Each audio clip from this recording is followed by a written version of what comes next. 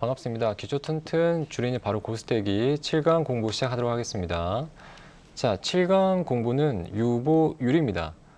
유보율에 대해서 조금 생소하신 분들도 많이 있으실 거예요. 자, 이쪽 공부는 어떤 공부냐면 우리가 주식 투자할 때 가장 중요한 타이밍 잡는 공부. 타이밍 잡는 공부는 차트 분석을 통해서 공부를 많이 했죠. 하지만 투자자 여러분들께서 가장 중요하게 생각하셔야 될 부분인데 공부하기가 좀 어렵다, 공부 시작하기가 겁난다, 이런 부분이 바로 아마 기업 분석 쪽일 거예요.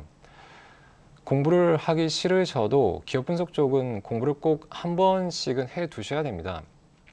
그래야 투자를 하시다가 가끔 어떤 정보를 보유하고 있는데 뭐 상패가 되었다더라, 이런 청천벽력 같은 그런 소리는 듣지 않을 수 있거든요. 그러면 과연 기업 분석이라는 게 사실 우리가 기업 분석 공부를 하려고 마음 먹으려고 보면 겁나죠. 일단 기업 분석 공부는 그 공부할 양이 너무 방대한 것 같고, 또 공부를 해도 어려운 용어도 많고 단어도 전문 용어가 많고, 그래서 섣불리 손대기가 쉽지 않은데, 자, 이번 우리 차트 분석 공부할 때는 재밌죠. 재밌고 쉽습니다. 왜냐하면 금방금방 답이 나오기 때문에. 지금 여기서 딱 우리가 공부를 한 다음에 내일부터 한번 차트에 적용해 보면 바로바로 결과가 나오지 않습니까? 이제 그런 맛에 또 재미있게 공부를 하는데, 기업 분석은 또 그렇지 않을 수가 있잖아요. 근데 중요한 거는 기업 분석도 그렇게 가능합니다. 제가 공부를 그렇게 좀 시켜드릴 거고, 차트 분석의 어떤 핵심 논리와 최적화된 부분이 있듯이 기업 분석 쪽도 최적화된 부분이 있고, 논리적으로 좀 우리가 한번 공부를 해 놓으면 더 이상 하지 않을 만큼의, 조금 더 해야 되겠지만 거의 하지 않을 만큼의 어느 정도 틀을 잡을 수 있습니다. 자, 그러면 우리가 한번 공부를 좀 시작해 보겠습니다. 기업 분석은 겁내지 마시고 지금 제가 해드리는 딱 30분에서 40분 정도의 딱 그 시간 동안 집중하시면 충분히 우리가 투자할 때 그 뭐 매출액, 뭐 성장성, 수익성, 뭐 안정성, 뭐 자산가치 저평가, 이런 종목들을 충분히 골라낼 수 있습니다. 자, 그러면 제가 한번, 사실 기업 분석이 공부할 때는 전문 용어가 많이 들어갑니다. 그 전문 용어를 조금 최대한 쓰지 않고 여러분들이 공부하기 쉽게끔 설명을 드리겠습니다. 자, 일단은 제가 설명하기 전에, 자, 결론은 유보율인데 이쪽에 대한 어떤 산출 과정을 한번 제가 설명을 좀 드리겠습니다. 자, 시작해 볼까요? 기업 분석 공부 시작입니다. 시작이고 한번 집중해 보십시오. 자, 기업 분석은 어렵지 않습니다. 쉽게 생각하면 기업도 살림을 꾸려 나가듯이, 또 기업이 살림을 꾸려 나가는 것처럼 우리 하나하나 이제 가정도 가정 경제가 있고, 가정 하나하나에 이제 살림을 꾸려 나가기 위해서 뭐 소득도 있을 것이고, 대출을 받는 빚도 있을 것이고, 또 이제 소득을 많이 벌어들이신 분들은 자산도 좀 형성돼 있을 거고, 이런 거와 기업도 똑같습니다. 자, 한번 볼게요. 제가 하나 예를 들어 보겠습니다. 어떤 예를 들어볼까요? 어머니 아버님들 좋아하시는, 요즘에 항상 좋아하시는 게 자동차죠. 자동차입니다. 그러면 자동차 업종 대표적인 종목이 현대차일 겁니다. 현대차를 예를 들어서 한번 설명을 한번 들어볼까요? 그러면 아마 좀 쉬울 거예요.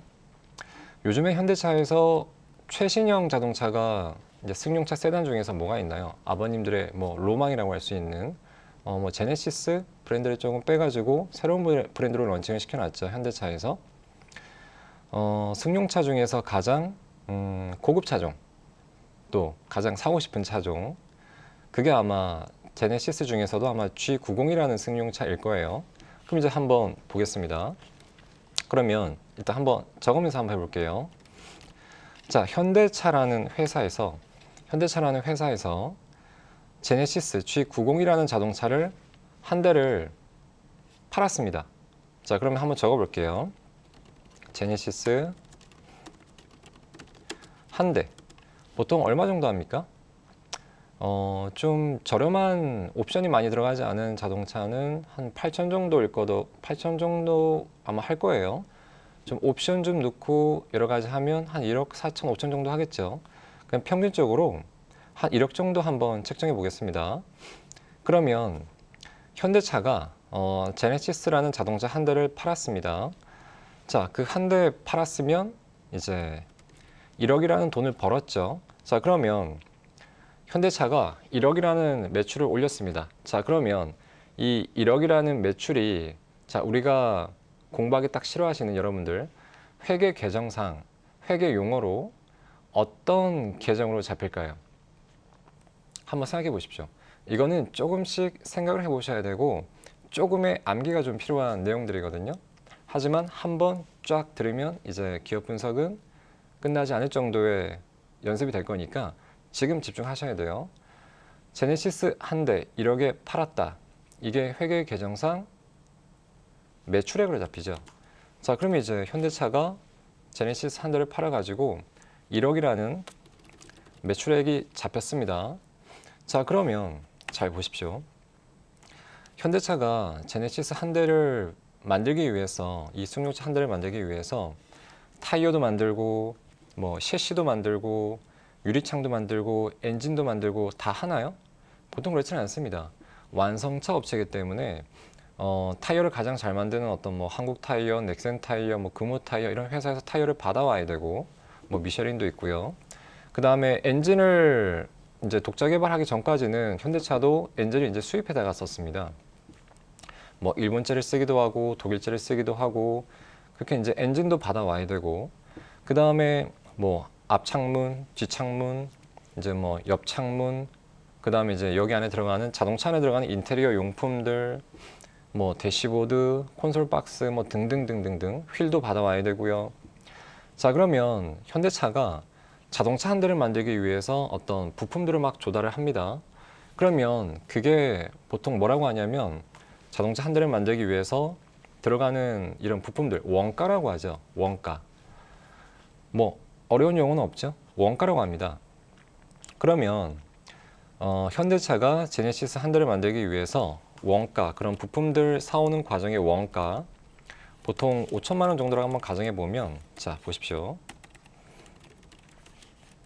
자, 원가가 5천만 원이 들어갔다. 그러면 매출액에서 지금 우리가 5천만 원이라는 매출 원가 빼주면 얼마가 남습니까? 대충 보면 약 5천만 원 정도가 남죠. 자, 그러면 매출액 1억에서 매출 원가 5천만 원을 빼줬습니다. 그러면 5천만 원이 딱 남았어요. 한 대를 팔아갖고 원가 그 가격 주고 나니까 5천만 원 남았습니다. 그러면 여기까지 그 회계 계정상 뭐라고 하는지 혹시 아시나요? 매출액에서 매출 원가를 좀 빼주면 보통 여기까지 한번 제가 가끔 물어보면 영업이익 아닙니까? 라고 얘기를 합니다. 영업이익 아니고 여기까지는 매출 총이익이라는 계정으로 잡히는 거예요. 영업이익이 아닙니다. 자, 그러면 우리가 자동차를 만들기 위해서 한 대의 자동차가 나오기 위해서 매출 원가만 들어가나요? 그렇지는 않을 거예요. 자, 자동차 한 대를 만들기 위해서 우리가 이제 사람들이 설계를 하고 이제 어떤 그 자동차에 들어가는 어떤 열심히 일하는 그런, 우리가 회사에 다니면 뭘 받습니까? 급여를 받죠. 그렇죠. 급여를 받고 그 다음에 이 자동차가 돌아가는 어떤 그 공장에 대한 로봇도 막 이렇게 만들 거고 그 로봇 유지도 해야 되고 공장 관리도 해야 되고, 자, 이런 모든 것들을 뭐라고 하냐면 판매와 연관된 관리비라고 해서 보통 뭐 급여나 회사를 다니는 어떤 관련된 급여나 인건비라고 하죠. 보통 회사는 인건비가 많이 들어갑니다. 인건비, 그다음에 급여, 그다음에 이제 유지 관리비 다 뭐라고 하냐면 통틀어 가지고 판매와 연관된 관리비라 그래가지고 판매 관리비라고 합니다. 그렇죠. 그럼 한번 우리가 판매 관리비, 뭐 인건비 이런 것들 다 책정해서 한 1,000만 원 들어갔다라고 가정하면, 자 보십시오. 1,000만 원 들어갔다 가정하면, 자 그럼 4천만 원 정도가 남죠. 이게 이제 판매 관리비가 되고요. 그러면 매출액에서 매출 총이익에서 판매 관리비를 빼주면 얼마가 남습니까? 자, 4천만 원 정도가 남죠. 자, 매출 총이익에서 판매 관리비를 쭉 빼주면 4천만 원이 남는데 이걸 뭐라고 합니까? 제가 항상 물어보면 대답하시는 여기까지가 영업이익인 거예요. 그러면 이렇게 이제 나오는 거죠. 자, 그 다음에 이제 영업이익까지 우리가 공부를 했습니다. 자, 그러면 우리가 이제 어떤 사업을 하고 회사를 꾸려 나가다 보면 자, 이런 경우가 있어요. 가끔 돈이 필요하다. 은행에서 대출을 좀 받아야 될 것 같은데 받았습니다. 대출을 받으면 또 어떤 비용이 나갑니까? 대출을 받은 만큼 이자가 나가죠. 이자 비용이라고도 하고 또 우리가 어느 정도 자산이 좀 많아갖고 현금성 자산이 많다.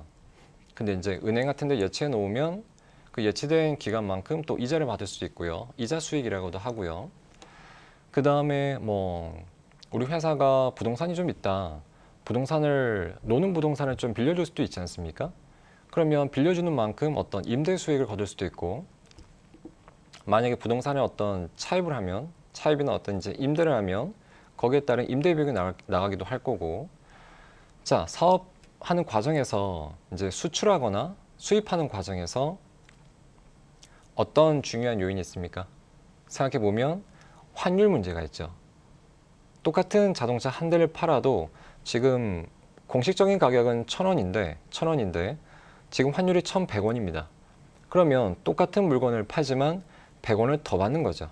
수출하는 입장에서 보면 수입하는 입장에서 보면 똑같은 물건을 수입했는데 1,000원을 더 내는 꼴이죠. 그런 이제 환차익과 환차손 같은 그런 상황이 발생하거든요. 자, 그러면 우리가 이런 영업이익에서 보통 이제 우리가 말하는 뭐 이자 수익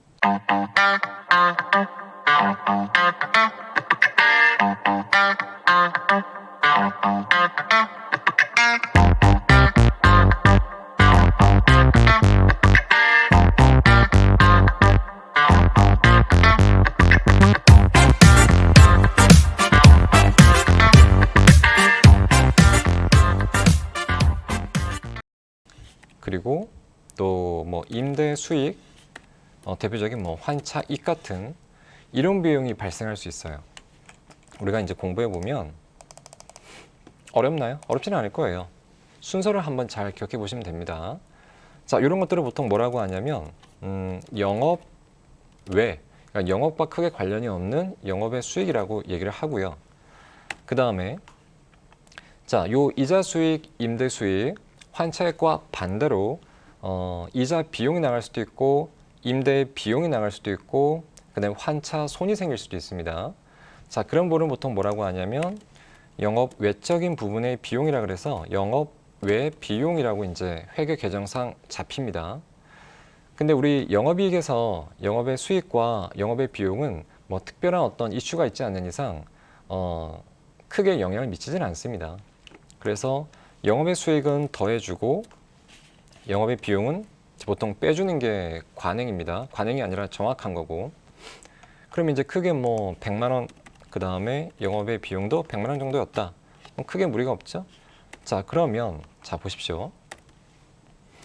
영업이익에서 영업의 수익을 더해주고 영업의 비용을 빼주면 여기서 이제 또 제가 가끔 물어봐요.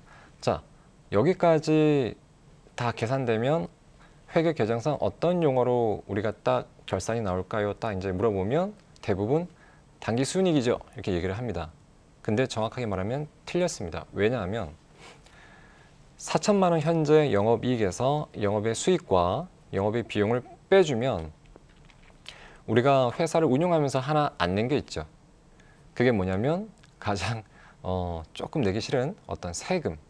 그러니까 이제 자 4천만 원 정도가 남았지만 여기까지가 당기 순이익이 아니고 법인세를 내기 전에 그러니까 정확하게 말하면 법인세 차감 전 당기 순이익이 되는 거죠. 그렇죠? 보통 요즘에 법인세가 아마 2억까지는 10% 정도 될 거고요. 그 다음에 200억까지는 한 20% 정도. 그 다음에 이제 그 이후 초과하면 22%인가 아마 그렇게 25% 3천억인가 넘어가면 아마 25% 이상 붙는 걸로 알고 있습니다. 거기에 지방세까지 포함하면 꽤 높죠. 자, 그러면 우리가 이제 자 보십시오. 대략 한 22% 정도로 보고, 그러면 법인세 차감 전 순이익에서 단기는 빼겠습니다. 순이익에서 법인세 한 22% 한번 가정해 보겠습니다. 4천만 원에 대한 22% 정도면 880만 원 정도 되겠죠?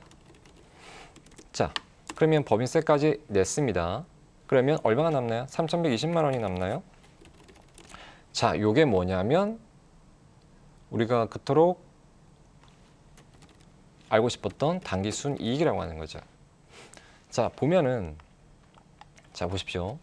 이 과정이 어렵진 않아요. 이게 손익계산서 과정인데, 자, 보시면 우리가 현대차에서 고급 차종 제네시스라는 자동차를 한 대 1억에 팔았다.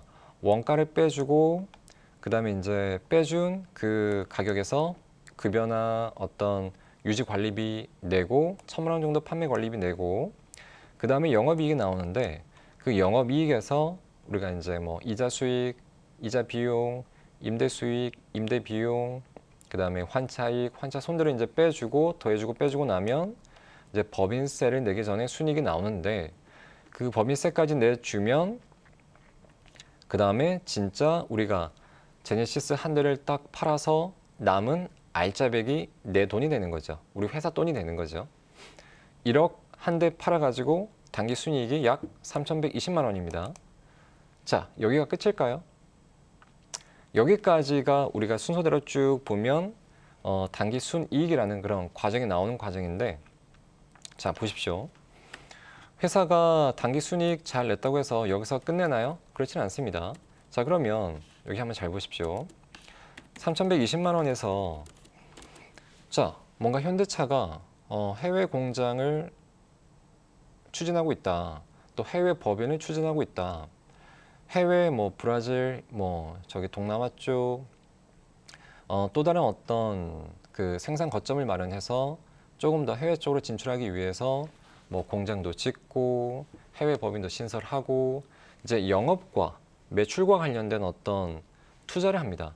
그러니까 그 투자라는 게 현대차가 어떤 다른 종목의 뭐 투자, 주식 투자 이런 게 아니고 어떤 매출과 영업적인 부분과 관련된 투자를 하는 거예요. 부동산을 짓거나 법인을 다시 만들거나 뭐 이런 과정들. 자, 그걸 보통 투자라고 하는데 이제 투자를 하죠. 그러면 한 1,000만 원 정도 투자했다가 한번 가정해 볼게요. 1,000만 원 가정. 이제 요거는 투자라고 하고요.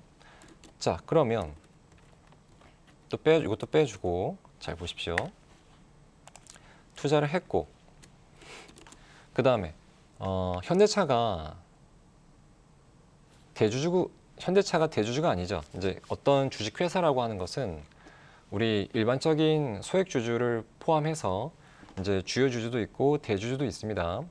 대주주가 어느 정도의 경영권을 장악해서 그 회사가 잘 되게끔 경영하는 게 이제 대주주일 뿐, 그 회사는 대주주의 주인이 아닌 거예요. 그러니까 이제 주식회사라고 하는 것은 주주들, 소액주주, 주요주주, 대주주 모두 모여서 하나의 큰 덩어리를 만드는 겁니다.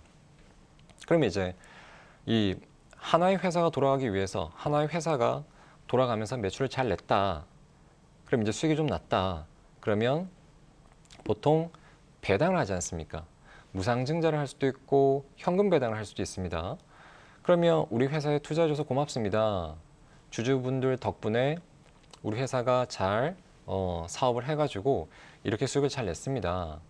이제 3,120만 원인 단기 수익이 나왔는데 3,120만 원이라는 이 단기 순이익에서 우리가 이제 더 회사가 크기 위해서 투자도 좀 더 하고 그래도 또 돈이 좀 남았네요. 남은 돈을 이제 주주들에게 조금씩 환원하겠습니다. 주주들에게 고마움 차원에서 배당을 좀 하겠습니다. 배당을 하겠죠. 그럼 배당은 한 500만 원 정도 한번 했다고 한번 가정해 볼게요. 자, 요거는 배당했다. 이제 가정해 보면 자, 그러면 보십시오. 현대차가 제네시스 한 대를 팔아가지고 3,120만 원이라는 알짜 수익을 얻었는데 3,120만 원에서 1,000만 원 추가 투자하고 500만 원 배당하고 그래도 돈이 남죠. 돈이 남습니다. 3,120만 원에서 1,500만 원을 빼주면 얼마가 남죠? 대충 1,620만 원이 남죠. 자, 여기까지. 그러면 자, 보십시오. 투자도 했고 배당도 나갔고 더 이상 쓸 데가 없습니다. 그러면 이 돈을 기부하나요? 그건 아니지 않습니까? 이제 이렇게 돈이 남으면 더 이상 쓸 데가 없잖아요. 그래서 회사는 이제 주거래 은행과 그 은행에다가 잠깐 유보를 시켜 놓죠. 나중을 위해서 혹시나 나중에 어떤 뭐 경기 침체가 올 수도 있고 또 나중에 어떤 좋은 투자 기회가 있을 때 그 회사는 더 크고 더 발전하기 위해서 항상 기회를 엿보고 있습니다. 자, 그때를 위해서 우리가 더 쓰기 위해서 잠깐 회사 내에, 보통 은행에다 예치를 하죠. 회사 내에 잠깐 대기시켜 놓는 거예요. 돈을 1,620만 원을. 그걸 뭐라고 하냐면 사안에, 그러니까 회사 안에 잠깐 대기시킨다. 유보. 보통 사안의 유보금이라고 합니다. 그러면 자, 보십시오. 자, 1,620만 원을 사내 유보 이렇게 이제 되는 거죠. 그러니까 어느 정도의 납입 자본금 대비 회사에 얼만큼의 현금성 자산 보통 있느냐, 보통 이익 잉여금과 자본 잉여금을 이제 합쳐가지고 납입 자본금으로 이제 나눠주면 어느 정도의 이제 유보율이 나오는데 보통 사내 유보금이라고도 하고요. 납입 자본금을 조금 계산해서 넣으면 보통 유보율이라고 합니다. 자, 그러면 우리가 지금 공부하는 과정, 오늘 공부하는 과정에서 가장 중요한 부분이 뭡니까? 지금 사내 유보금, 이제 어느 정도의 유보금이 쌓여 있는가, 그 유보율 하나를 공부하기 위해서 지금 이런 과정이 쭉 나온 거예요. 이해가 되시는지 모르겠네요. 자, 보통 그 재무제표에는 우리가 이제 기업 분석할 때 재무제표에는 재무상태표라는 게 있고 보통 손익계산서라는 게 있고 현금 흐름표라는 게 있고 뭐 여러 가지가 있는데 그래도 중점적으로 봐야 될 부분은 손익계산서와 현금 흐름표입니다. 현금 흐름표. 그 단 10원이라도 그 돈을 어떻게 썼는가 디테일한 부분을 알기 위해서는 현금 흐름표가 정말 회계 분석할 때는 정말 중요한데 근데 사실 우리가 그 현금 흐름표까지 기업 분석을 처음 공부하시는 분들이 접근하기에는 아직은 조금 난이도가 좀 있습니다. 근데 이제 거기까지 아직 우리가 할 필요는 없는 거고 대충 현재 어떤 기업이 뭐 수익성이 얼마 정도가 돼? 수익성이 있는 기업인가? 아니면 성장성이 있는 기업인가? 뭐 이런 것들을 좀 찾고 싶지 않습니까? 또 자산이 얼마 정도 되지? 저평가 종목인가? 아니면 자산가치주의인가? 또 이 종목이 상폐될 종목인가? 아니면 지금 자본이 얼마 정도 되면서 혹시 뭐 자본 감소나 이런 증자나 감자 같은 걸 해서 우리 주주들에게 피해를 줄 수 있는 건 아닌가? 뭐 이런 여러 가지 걱정이 분명히 있을 거예요. 걱정이 있을 텐데. 자, 그러면 자 보십시오. 우리가 기업 분석 공부를 지금까지 딱 한 10분, 15분 정도 공부했는데 결국은 하나라는 어떤 회계 계정을 도출하기 위해서 지금 과정을 설명을 한 거예요. 자, 그러면 자 보십시오. 이걸 한번 보세요. 유보율까지 딱 이 과정이 나왔습니다. 나왔어요. 자, 여기서 중요합니다. 자, 유보율까지 나왔다. 1,620만 원까지 나왔다. 자, 요게 중요한 게 아니고 이걸 한번 잘 보십시오. 자, 그렇다면 매년 유보율이 증가한다. 그러면 이게 어떤 의미가 될 것 같습니까? 매년 유보율이 증가한다. 자, 한번 생각해 보시면 지금 우리가 그 유보율이 나오는 과정을 배웠죠.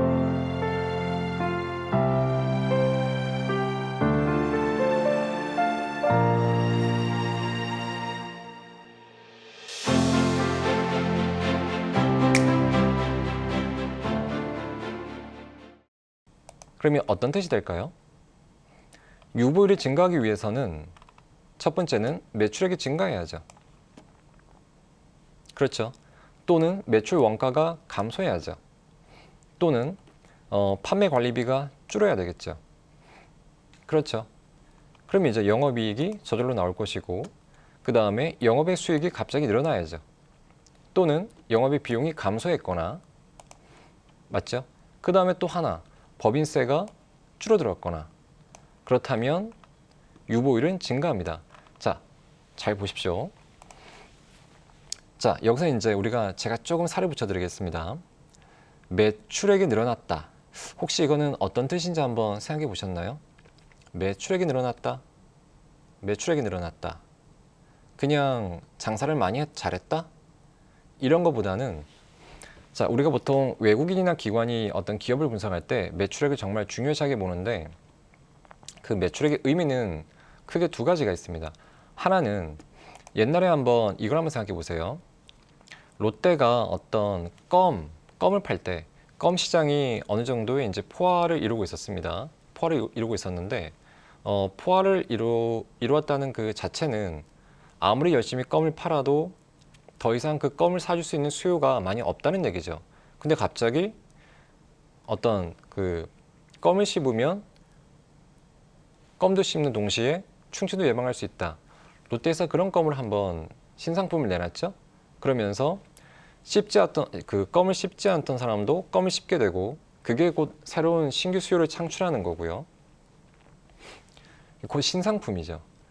없던 시장에서의 신규 수요를 창출하는 것이고, 그러면 이제 어떤 산업에서의 포화된 그 산업 규모 내에서 조금 더 매출액이 증가할 수 있는 어떤 요인이 되는 거죠. 그 다음에 두 번째가 신규 수요를 창출하거나, 두 번째는 똑같이 한번 가전시장이 있습니다. 보통 요즘에 한국 내에서의 가전은 삼성전자 아니면 LG전자죠. 삼성전자가 더 많이, 올해에 가전을 더 많이 팔았냐, 아니면 LG전자가 더 많이 팔았냐. 그 두 회사가 뭐 김치냉장고 같은 어떤 정말로 제대로 된 어떤 가전제품, 새로운 가전제품을 내놓기 전에는 서로 이제 홍보 마케팅을 통해서 치고받고 서로 경쟁사의 수요를 뺏어오고 뺏기고, 뺏어오고 뺏기고, 최근처럼 보면 통신사 3사가 그런 행동을 하지 않습니까? 그러니까 서로 이제 경쟁 기업에서 수요를 뺏어오는 겁니다. 뺏어와서 매출을 늘린다거나, 보통 두 가지죠. 뺏어온다거나 아니면 이제 신규 수요를 창출한다거나, 그게 곧 시장 점유율이 되는 것이고 또 매출 확대로 이어지는 거거든요. 자, 그런 의미가 있고, 자, 그 다음에 보시면 이게 매출액은 곧 성장성이 되는 거죠. 얼만큼 매년 매출액이 확대되는가, 성장성이 되는 거고, 자, 이 어느 정도의 매출액 내에서 자, 매출 원가가 조금 줄어듭니다. 그렇다면 만약에 매출은 1억 딱 고정적인데, 자, 여기서 회사의 어떤 순이익을 좀 높여보고 싶습니다. 그러면 회사에서는 이런 이제 일을 하겠죠. 매출액은 너무 열심히 해도 늘지 않네. 그래도 순이익을 내긴 내야 되는데, 정말로 회사가 하는 일은 뭡니까? 매출액은 늘지 않습니다.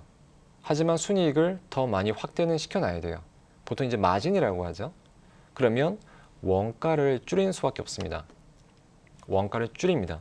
매출은 고정적인데 원가를 줄여버리면 그만큼 어떤 회사의 단기 순이익과 이제 이익 잉여금은 늘어나는 거죠. 뭐 이런 관점이 있는 거고, 그 다음에 단기 순이익을 조금 올리는 과정에서 우리가 필요한 것들이 보통 우리가 어떤 회사가 좀 공룡 거대 기업이 됐는데 더 이상 어떤 성장 발전이 없다. 그럴 때 가장 회사가 부실 기업이 됐을 때 먼저 하는 일은 뭡니까? 대부분 먼저 하는 일, 구조 조정이죠. 구조 조정이라고 하는 것은 회사는 성장성이 없는데 이제 직원은 항상 많은 거예요. 직원부터 이제 퇴임을 시키는 이런 현상이 자꾸 발생하거든요. 가장 우리 회사의 어떤 건전성을 위해서는 가장 쉬운 부분이 그런 이제 직원을 퇴직시키는 어떤 이런 구조조정 쪽인데, 자, 이런 것도 좀 필요한 부분이 있을 것이고요. 순이익을 올리기 위해서는. 그 다음에 영업의 수익이나 어떤 영업의 비용 쪽은 크게 우리가 건들 수 있는 부분이 아닙니다. 우리 의도대로 움직일 수 있는 부분도 크게 영향을 미칠 수가 없는 부분이고요. 법인세도 마찬가지고. 자, 그래서 보면 일단 우리가 지금 얘기한 거를 약간씩 정리해 보면, 자, 보십시오. 제가 조금 정리 좀 해왔습니다. 매출액이 증가한다는 얘기는 보통 이제 아까 얘기한 것처럼 신규 수요를 창출한다거나 어떤 경쟁사의 수요를 뺏어온다거나 성장성 증가로 이어질 수 있는 부분이고요. 그 다음에 매출 원가 감소 같은 이런 부분을 우리가 좀 해결할 수 있으면 주가의 이제 마진이 높아지면서 수익성이 증가하는 부분이 생길 것이고요. 3번도 저절로 따라오는 것이고, 그 다음에 영업 외적인 수익이 증가한다면 뭐 이자 수익이나 임대 수익이나 환차익 같은 이런 부분도 증가한다면 당연히 수익은 증가하겠지만, 근데 그렇게 크게 영향을 주는 부분은 아니라서 우리가 크게 신경 쓸 필요는 없을 것 같아요. 단 이제 환율이 요동칠 때 그때는 조금 눈여겨 보셔야죠. 환율 쪽은 보셔야 되고. 자, 그래서 자 보십시오. 유보율이 증가한다는 얘기는 유보율이 증가한다. 그러니까 이제 회사에 어느 정도의 그 잉여금이 늘어난다. 회사 통장에 잔고가 늘어난다. 이제 어머님이나 아버님들의 그 가정 경제를 한번 생각해 보시면, 내 통장에 돈이 쌓여가네? 그걸 한번 생각해 보시면 아실 거예요. 돈이 쌓여간다? 그러면 딱 크게는 그거죠. 뭔가 소득이 많이 증가했거나 아니면 우리의 씀씀이가 많이 작아졌거나 그러면 통장에 쌓이는 돈은 많아지겠죠. 기업도 똑같은 거예요. 매출을 많이 냈거나 원가를 감소시켰거나 그렇죠. 똑같은 겁니다. 어려운 게 아닙니다. 자, 그러면 자 보십시오. 다시 한번 우리가 복귀해 보겠습니다. 이런 과정에서 유보율이 증가한다. 유보율이 증가한다는 것은 성장성도 우리가 체크할 수 있는 부분이고, 그 다음에 수익성도 체크할 수 있는 부분이고, 그 다음에 영업 외적인 수익도 한번 체크할 수 있는 부분이고. 자, 또 이게 중요한 거예요. 회사에 현금이 쌓아가네? 현금이 점점 많아지는데 어라? 우리 회사는 상장 회사인데 우리 회사가 지금 시장에서 평가받고 있는 어떤 기업의 가치가 왜 이렇게 작은 거지? 뭔 얘기냐면 지금 현금, 우리 어떤 특정한 회사에 현금이 100억이 있습니다. 근데 지금 우리 회사는 상장이 되어 있고 그 상장된 우리 회사의 가치가 50억밖에 안 되네. 이러면 어떤 생각이 나나요? 보통 이런 적대적 M&A의 표적이 될 수도 있죠. 자, 이런 관점에서 막 투자자를 공격해 들어오기 때문에 실제로 기업을 경영하는 경영 소유주 입장에서는 경영권 방어를 위해서 주식을 다시 지분을 늘릴 수밖에 없는 거고, 그 적대적 M&A를 시도하는 어떤 투자자 그룹과 그 기업의 경영진 간에는 엄청난 싸움이 들어올 겁니다. 그 싸움의 가장 핵심은 지분을 매입해서 경영권을 방어하는 지분 싸움이 일어날 수 있는 가능성이 커지는 거거든요. 그러면서 주가가 급등하거나 상승하는 그런 논리가 되는 거고요. 그 다음에 그런 일이 벌어지지 않더라도 자, 자산은 많아요. 자산은 엄청나게 많습니다. 지금 한전처럼 자산은 많은데 지금 회사가 평가받고 있는 기업은 평가받고 있는 그런 어떤 시가총액, 회사의 가치는 되게 저렴합니다. 반토막입니다. 그러면 딱 봐도 자산 가치주가 되는 거죠. 그러니까 우리가 자산 가치주를 그렇게 어렵게 찾을 필요가 없는 거예요. 자, 제가 한번 보여드리겠습니다. 여기서 한번 제가 그 조건을 한번 짜볼게요. 0150 들어가서 지금 우리가 배운 내용을 한번 쭉 보겠습니다. 여기서 유보율을 한번 쳐보세요.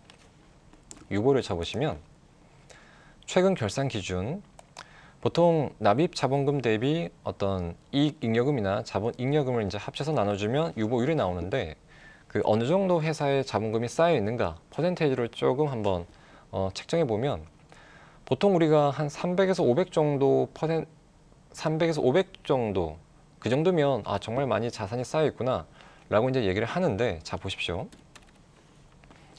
최근 결산 대비 유보율 자체가 500% 이상 쌓여 있다. 추가해서 검색해 보면 종목이 682개나 나오죠. 아마 더 있을 거예요. 자, 한번 보면 태광산업도 있고 삼성 SDI도 있고 영풍도 있고요. 고려아연도 있고 오뚜기도 있고 뭐 되게 많습니다. 여러분들이 아마 한 번쯤 다 들어봤던 대형주는 다 들어가 있습니다. 포스코도 있고요. 농심도 있고요. 현대모비스도 있고 녹십자도 있습니다. 자, 그러면 너무 많죠? 한번 확대해 보는 거예요. 유보율 퍼센테이지를 올려보는 겁니다. 자, 한 3천 넣어볼까요?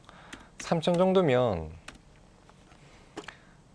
회사에 쌓아둔 현금이 정말 많은 기업이에요. 자, 수정해 놓고 검색해 보면 그래도 300개가 넘죠. 자, 보십시오. 또 대형주부터 보면 LG생활건강, 태광산업, LG화학, 삼성 SDI, 뭐 영풍, 요즘에 주가가 많이 떨어져서 좀 이제 씨름하고 있는 NC소프트 같은 것도 있고요. 고려아연 것도 있고, 고려아연 같은 것도 있고, 뭐 오뚜기도 있고, 이제 최근에 상장한 크래프톤 같은 것도 있고요. 네이버도 있고. 자, 보십시오. 우리가 굳이 기업 하나하나를 일일이 찾지 않아도 그냥 딱 조건 하나 딱 대입해서 유보율이 높은 회사들, 그러니까 현금성 자산 가치가 정말 많은 회사들 한 번에 그냥 쫙 골라냅니다. 한번 조금 더 올려볼까요? 한 5,000%? 5,000%면 돈이 남아 도는 회사들이에요. 자, 검색. 또 한 번 보면 역시 생활건강, 태광산업부터 시작해서 쭉 내려보면 경방도 있고요. 뭐 동아타이어, NFC, 뭐 원일특강, 신라교육 같은 것도 있고. 저희가 한번 이제 극단 쪽으로 한번 올려볼까요? 한 만 프로 이상. 이러면 딱 감이 확실하게 오죠. 수정해서 검색해보면 그래도 50개나 넘습니다. 자산가치주를 그렇게 어렵게 찾을 필요가 없는 거예요. 그러니까 우리가 지금 공부했던 유보율이 나온 과정을 쭉 봤기 때문에 그 유보율 하나만 딱 봐도 이 회사가 지금 어떤 회사인지 딱 나오는 거죠. 영풍, 삼성화재 같은 것도 있고 현대해상 같은 것도 있고요. 남양유업도 있고 롯데 쪽이 많네요. 종목이. 삼성 쪽도 종목이 많겠죠. 이제 통신사 쪽도 많고. 자, 보면 대체로 유보율이 높은 회사들은 딱 봐도 일단 자산가치주, 그 다음에 현재 시가총액과 비교해주면 저평가가 나올 거고요. 그렇죠. 저평가가 나올 거고. 그 다음에 우리가 흔히 알고 싶어 했던 우량주이기도 하고요. 보통 이렇게 자산가치, 그러니까 유보율이 높은 회사들은 보통 대형주가 많습니다. 소형주는 이런 유보율이 높은 회사들이 많지 않습니다. 알겠나요? 한번 더 올려볼까요? 한번 공부한 김에 끝까지 한번 올려보겠습니다.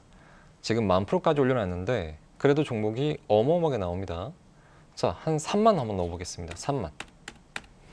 3만은 정말로 회사에 돈이 흘러넘치는 회사들인데, 자, 그래도 14개가 나옵니다. 14개.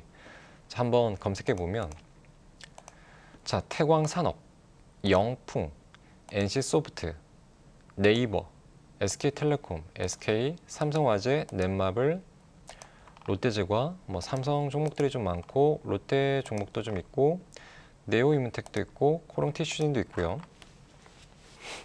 자, 한번 보시면 이렇게 나오죠. 꼭 한번 확인을 좀 해보셔야 될 것 같아요. 자, 그래서 이제 한번 정리를 좀 해드리겠습니다. 자, 유보율 증가가 우리가 의미하는 바가 이제 여러 가지가 있었죠. 자, 우리가 굳이 어떤 수익성 종목들, 그 다음에 성장성 종목들, 그 다음에 안정성 종목들. 자, 안정성 종목 한번 좀 설명해 드려볼까요? 우리가 보통 특정한 회사가 안정적인가? 이게 회사가 부도가 날 위험이 있는가? 이런 것도 한번 궁금해 하시죠. 자, 그런 종목들은 보통 어떻게 이제 우리가 또 공부할 수 있냐면, 자, 보십시오. 이걸 한번 보시면 돼요. 여기 과정에 다 나옵니다. 보통 우리가 안정성 평가를 할 때는 부채 비율을 보기도 하고 어떤 유동성 비율을 보기도 하고 또 이제 요즘에 많이 이용하는 이자 보상 배율이라는 게 있습니다. 이게 무슨 뜻이냐면 여기 한번 적어 볼게요. 이자 보상 배율이라는 게 있어요. 이거 보시면 자, 이거는 영업 이익 딱 여기까지 봤을 때 이 회사가 이제 사업을 하는 과정에서 보면 자기 돈으로 다 사업하는 회사는 많이 없습니다. 물론 자기 돈으로 다 사업하는 회사는 정말 우량한 기업이긴 하겠지만 보통 이제 레버리지를 써서 사업을 조금 이제 극대화시키는 보통 그런 경영을 많이 하거든요. 자, 그러면 영업이익에서 딱 영업이익까지 지금 보면 영업이익까지 딱 현대차가 만약에 4천만 원까지 영업이익이 나왔습니다. 그럼 딱 여기서 한번 비교해 주는 거예요.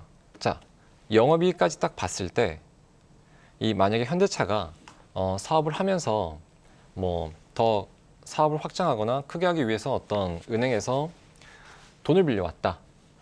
그러면 이자를 내야 될 거 아닙니까? 그렇죠? 이자를 내야 됩니다. 영업이익까지 봤을 때, 여기까지 봤을 때 이자 감당할 능력이 있는가입니다. 자, 이런 뜻이 되는 거거든요. 이자 보상 배율이라는 게. 자, 뭔 얘기냐면 지금 영업이익이 만약에 4천만 원입니다. 4천만 원까지 영업이익이 나왔습니다.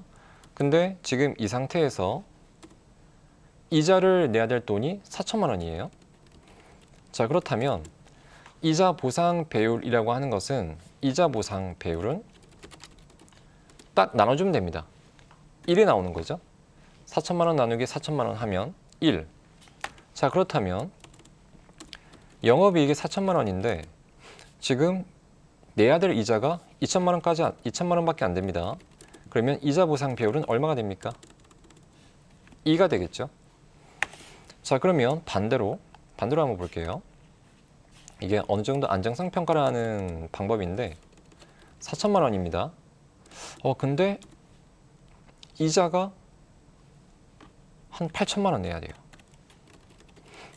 자, 그러면 이자 보상 배율은 어떻게 됩니까? 지금 딱 봐도 0.5 정도밖에 안 되죠? 0.5. 자, 조금 이쁘게 한번 제가 글씨를 맞춰보겠습니다. 이렇게 됩니다. 그러면 지금 영업이익까지만 봤을 때 이자를 어떻게 감당할 수 있느냐에 대한 부분, 지금 앞으로 뭐 더 나갈 돈이 많은데 지금 영업이익까지만 봤을 때 이자도 못 낼 수 있는 가능성이 있네라는 거죠. 이런 종목이 약간 이제 부실기업 쪽으로 약간 들어가는 거죠. 그럼 이거 한번 볼까요?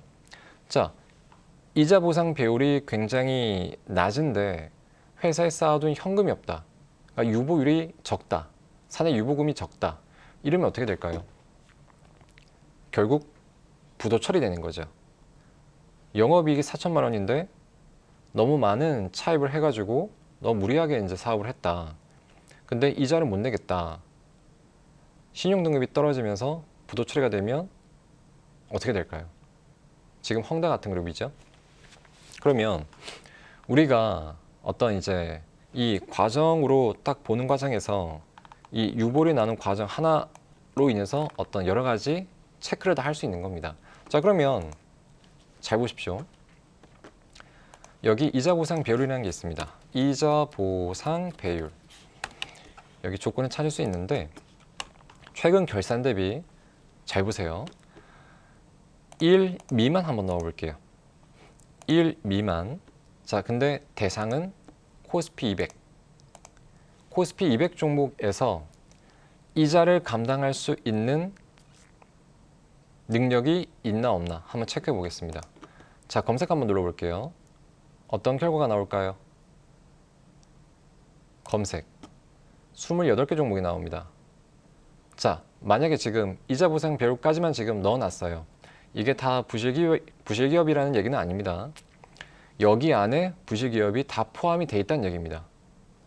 자, 보시면 두산, KCC, 대한항공, 현대제철, 신세계 같은 것도 있고, 자, 쭉 나오는데, 자, 만약에 이런 기업에서 지금까지 사업을 해오는 과정에서 쌓아둔 현금이 없다면 어떻게 될까요? 해당되는 기업들은 조심하셔야죠. 갑자기 부실 처리될 수도 있습니다. 부도 처리될 수도 있고. 그래서 이제 우리가 딱 이런 것만 봐도 손익계산서 하나 과정, 그 끝에 유보율, 그 과정에서 조금만 우리가 파악해 보면 이 지금 우리가 배운 이 과정 하나에서 웬만한 기업 분석은 다 끝내버릴 수 있는 거예요. 자, 그래서 이제 우리가 한번 정리 좀 해보겠습니다. 공부가 좀 되시는지 모르겠네요. 기업 분석은 우리가 공부할 때 조금 따분할 수도 있겠는데, 하지만 차트 분석도 더 재밌긴 하시겠지만, 그래도 투자를 하는 관점이라면 한 번쯤은 마스터를 좀 해놓으셔야 돼요. 많이 할 필요가 없습니다. 딱 한 번 보고 제대로 다시 보기 하고 반복하고, 머릿속에 이제 그 순서, 흐름만 정확하게 이해해 놓으면 기업 분석은 딱 여기서 끝내셔도 되는 거예요. 자, 그래서 이제 우리가 공부를 했습니다. 오늘 어떻게 잘 이해를 하셨는지 모르겠는데, 자, 정리 좀 하면, 정리하고 끝내겠습니다. 우리가 이제 기업 분석할 때 기업 분석하는 어떤 여러 가지 재무제표가 있습니다. 재무상태표도 있고 손익계산서도 있고 뭐 현금 흐름표도 있고 여러 가지가 있지만, 정말 중요한 건 손익계산서 상에 어떤 이제 이런 재무제표, 손익계산서 상에 이제 우리가 흐름들, 그 끝에는 뭐가 있냐면 유보율이라는 게 있습니다. 그 유보율을 기점으로 딱 보고, 자, 유보율이 증가한다. 유보율이 증가한다라는 이제 의미를 조금 이제 해석해 놓으면 좋겠죠. 유보율이 증가한다. 매년 증가한다. 그렇다면 그 해당 종목은 수익성이 증가한다라고 볼 수도 있고, 성장성이 증가한다고 볼 수도 있고, 그 다음에 이제 현금성 자산이 쌓이기 때문에 회사의 뭐 부도나 어떤 유동성이 풍부하기 때문에 어떤 이제 안정성이 점점 증가하는 그런 결과가 나오겠죠. 그 다음에 자산 가치가 쌓아지면 저평가 종목이 될 수도 있고 자산가치주가 편입될 수도 있고요. 이런 종목은 보통 우리가 어떤 대형주에 편입되기도 하고요. 이런 종목이 보통 우량주죠. 그렇죠. 자, 이렇게 우리가 유보율 하나만 봐도 기업 전반에 대한 어떤 흐름과 현재 기업이 어떻게 유보율이 늘어났거나 감소해 왔는지 종목 하나만 보고 끝내겠습니다. 자, 우리가 여러분들 좋아하시는 삼성전자 한번 볼게요. 자, 0919 화면 들어가서 자 보시면 삼성전자를 보겠습니다. 자, 삼성전자 보시면 이제 재무제표, 재무비율을 좀 볼게요. 재무비율에 있을 겁니다. 자, 여기 보시면 여기 있죠. 유보율이라는 게 있습니다. 2017년도에는 23,600% 정도, 괜히 우량주가 아니죠. 자, 그 다음에 그 다음 해에는 2018년도에는 26,600% 정도, 2019년도 28,300% 정도, 어마어마하죠. 자, 2020년도에는 작년까지는 29,700% 정도. 지금 보면 유보율 자체가 매년 증가하고 있죠. 그렇죠. 올해 2분기까지도 증가하고 있고요. 이런 종목이 뭐다? 성장성 종목이다. 자, 한번 보십시오. 최근에 네이버가 갑자기 주가가 엄청나게 급등했죠. 삼성전자 유보율 증가 퍼센테이지 정도 하고, 지금 보면 삼성전자 유보율 증가 퍼센테이지 보통 한 10% 정도씩 증가합니다. 네이버를 한번 보십시오. 주가가 급등 폭등하는 이유가 있습니다. 자, 보시면 유보율을 보시면 35,000, 39,000, 43,000, 작년에 엄청나게 증가했습니다. 그리고 올해 2분기까지 145,000입니다. 거의 작년 대비 3배죠. 주가가 폭등할 수밖에 없죠. 이제 좀 이해가 되십니까? 이 유보율 퍼센테이지 증가율만 봐도 우리가 기업의 어떤 수익성과 성장성, 이런 저평가, 우량주, 대형주 판단할 수가 있는 겁니다. 그래서 여러분들이 기업 분석 하실 때 너무 어려워하지 마시고, 기업 분석도 어떤 큰 틀 하나를 잡고 있어야 돼요. 차트 분석할 때 어떤 중요한 기준점과 어떤 핵심 논리를 이제 꿰고 있어야 되듯이, 기업 분석도 다른 공부를 먼저 하지 마시고요. 유보율, 그 단어 하나 딱 기억하시고 그 유보율 나오는 과정을 역추적해 가시면 유보율이 어떻게 나왔는지 그 과정을 알 수가 있고, 그 과정 하나하나의 의미를 파악할 수가 있고, 유보율이 증가하는 요인, 유보율이 감소하는 요인, 그것도 지금 방금 다 배웠죠? 배웠기 때문에 기업 분석도 금방금방 끝낼 수 있고, 이제 유볼 하나만 딱 관점에서 봐도 유볼이 증가하는가, 감소하는가 하나만 체크해도 이 기업이 지금 어떻게 잘하고 있는가, 아니면 기업이 점점 이상한데 딱 느낌이 바로 오실 거예요. 기업 분석 어려워하지 마시고 유볼 하나로 한번 끝내보시면 될 것 같습니다. 자, 그리고 공부하시다가 조금 어려우시면 제가 이거 하나 좀 알려드리겠습니다. 문자로 샵 8338로 제 이름을 적어서 보내주시면 참여 링크를 보내드리겠습니다. 들어보시면 정보가 정말 많습니다. 한국에서 유일하게 저만 가지고 있는 어떤 외국인 기관 실시간 수급 이런 데이터를 볼 수도 있고요. 제가 종목을 하나씩 맨날 올려드리고 있습니다. 뭐 당일날 급등할 수 있는 종목들 좀 매일같이 찾고 싶죠. 그런 종목도 매일같이 하나씩 올려드리고 있고요. 그 다음에 여러 가지 어떤 뭐 검색기 같은 것들, 또 좋은 어떤 내용들, 방송 내용도 다시 보기 같은 거 다 있으니까 꼭 참여하셔갖고 참여를 하셔야죠. 그래야 실력이 올라갈 것이고 여러분들의 아마 주식 수준이 올라갈 겁니다. 참여하셔갖고 많이 혜택을 받아보시면 좋을 것 같습니다. 자, 그러면 기업 분석 공부, 유볼 공부는 여기까지 하고 다음에 8강 정도에 더 재밌는 내용 배워보도록 하고 오늘은 여기까지 하고 마치면 되겠네요. 자, 고생하셨습니다. 고생하셨고 꼭 반복 복습하십시오. 그래야 아마 실력이 많이 올라가실 겁니다. 자, 그럼 저는 여기서 끝내도록 하겠습니다. 감사합니다. 고생하셨습니다.